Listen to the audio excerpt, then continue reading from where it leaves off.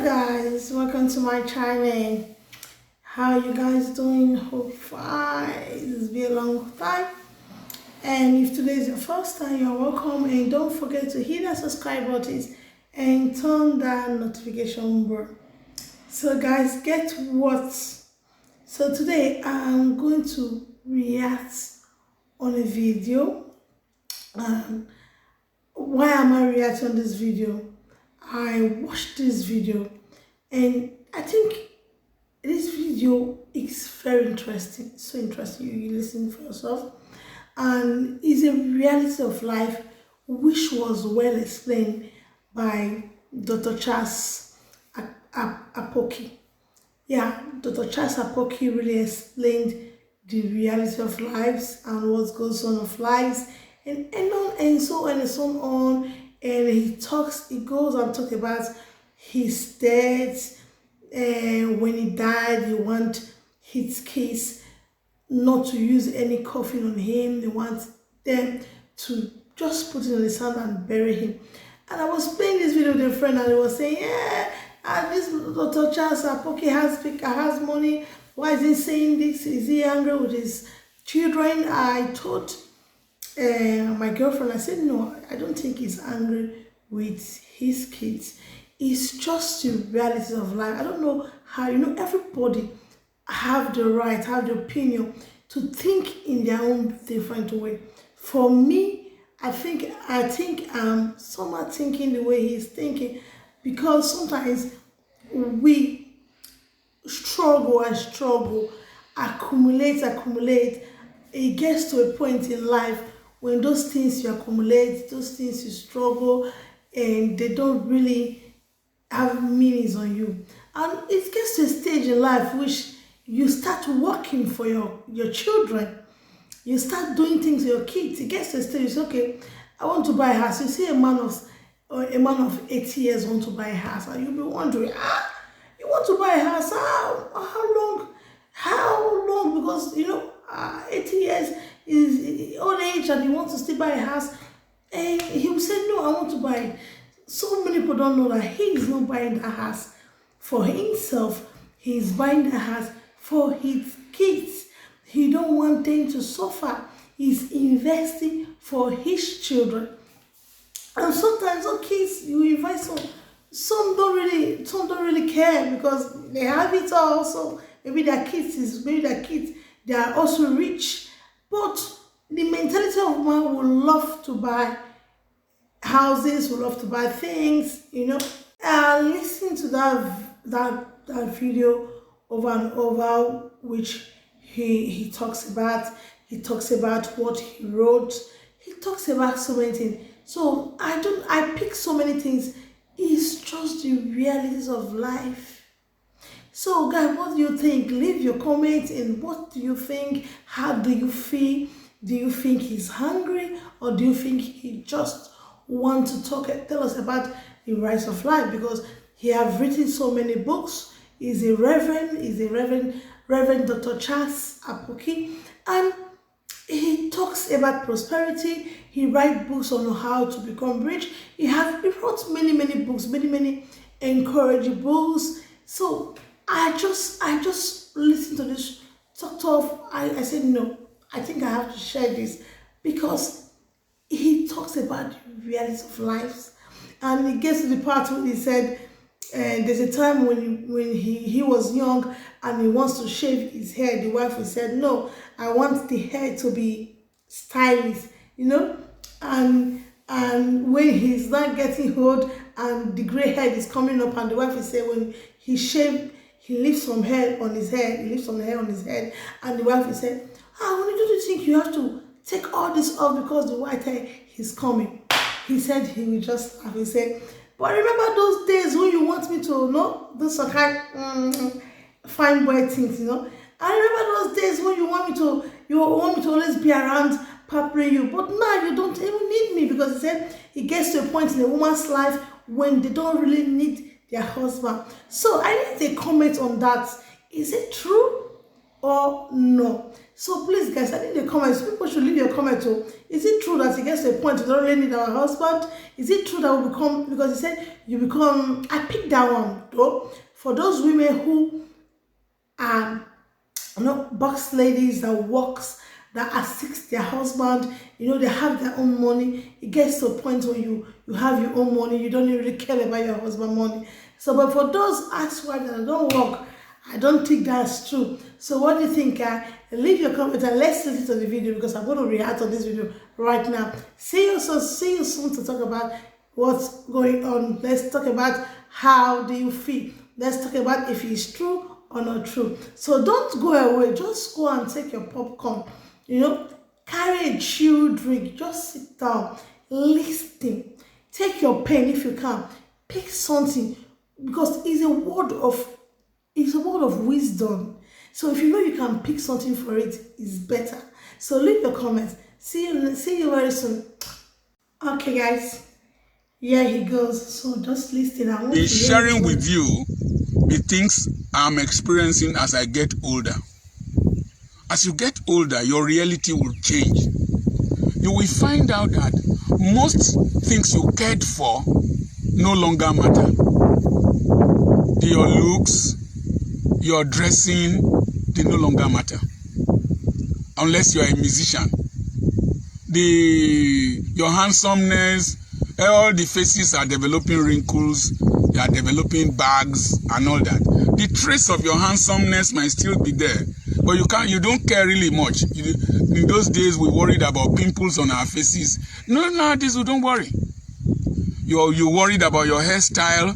If you were maintaining Afro hairstyle, it would take you a lot of money to maintain it now. It's very difficult to maintain it with gray hair. Thank God for Wole Soyinka that is able to keep his own gray. And all those hairstyles that we use the hot comb to pick, put well and stretch and all that. Nowadays, we want to shave the hair so that gray hair will not be there. Once gray hair is coming, my wife will tell me, why don't you shave it? In those days, if you were told to, they were barbing your hair and the barber wanted to cut the hair, if they were cutting your hair, the barber wanted to scrape it to gorimapa, like as I just showed you now, you would say no. That should leave one small patch at the front here. Now we want it skin shaved so that you won't spend much energy shaving every time. That's one reality. Another reality is that gray hair itches. When the gray hair starts coming, you start itching. But what bothers me most is that most people you cared for, you spent your energies caring for, at a point, you just become an option. I was discussing with my wife this morning and she was ironing her point and all that. I said, see this girl that didn't know anything. This girl, I went and told her I wanted to marry her. She could not say yes, she could not say no. Until I married her, she was still saying no. This small girl, I told let's go to Aba, she just followed me. This small girl that will say that she is lonely without me. This small girl that she will insist that I take her deliveries, that she didn't want another man to take her deliveries. This small girl I told, let's sell the hospital, let's move. I took a lot of risk with her, but now she's independent. At 60 plus, I think she will be 61 this year, she's on her own. You don't boss her, you negotiate with her. You don't come to meet a woman at this age that you are the head of the house. You negotiate with her. You talk to her calmly. And I told her that, frankly speaking, you don't need me any longer. You're just being responsible.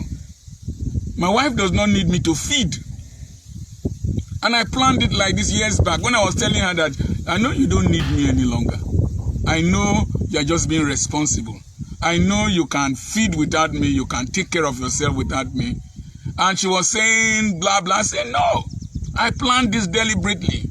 You remember when we newly married and you had not changed, you were not used to signing apoki. And you signed the check to UBA on a Friday afternoon to withdraw money. You signed the wrong signature irregular. Because I made her co-signatory to the accounts very early. So she couldn't sign the check well. I told her, if you don't sign this check, we will not eat. And so she had to sign up to 3 times before she could withdraw money. I was thinking of today. I was thinking of when, assuming I'm not alive, assuming I'm not around, she could go on without me. I was telling her that, look, if I drop dead today, you don't really need me. You can go on, you can manage everything without me. That's the reality.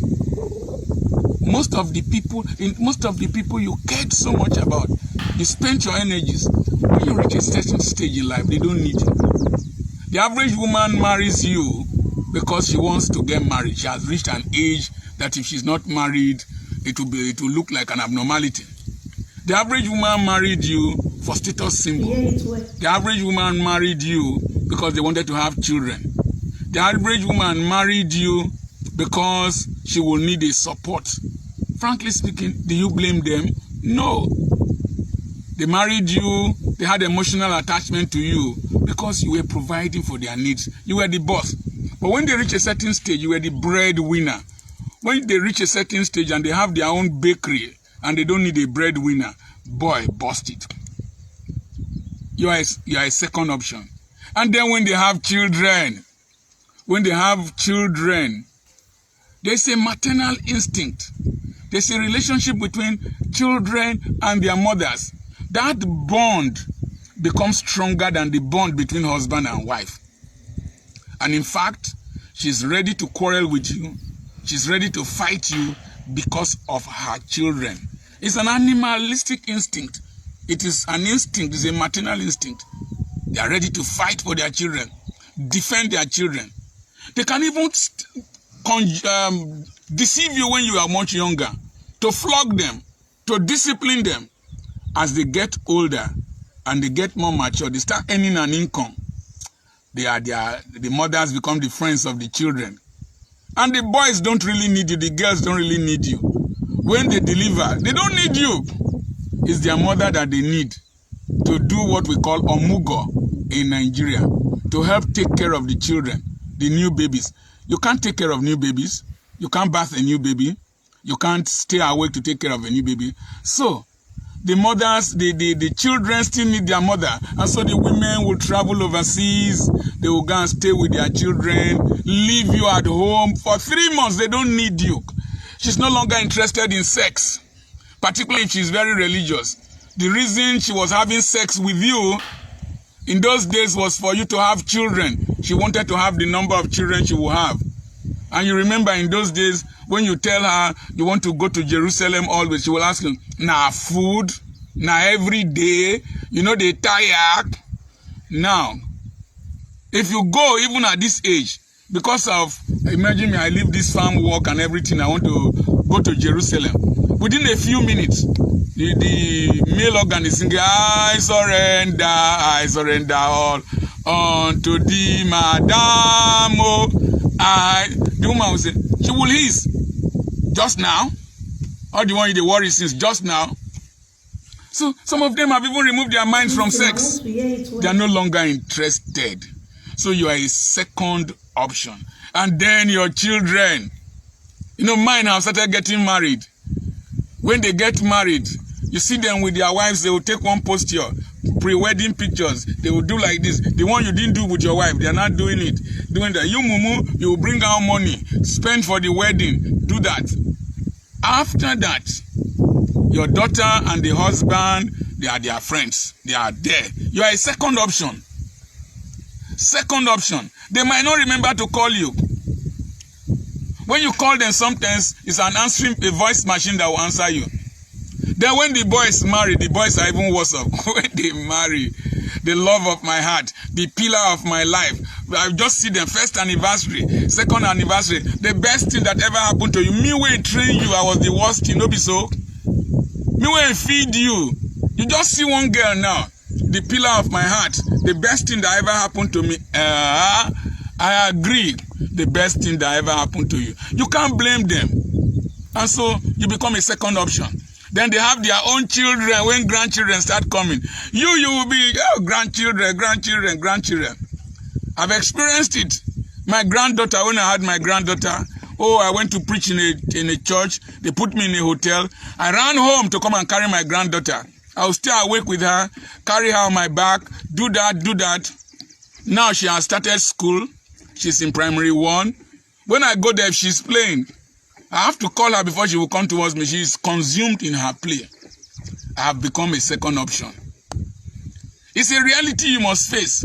If you listen to one of my tapes, Dare to Walk Alone, I had conditioned my mind from early childhood.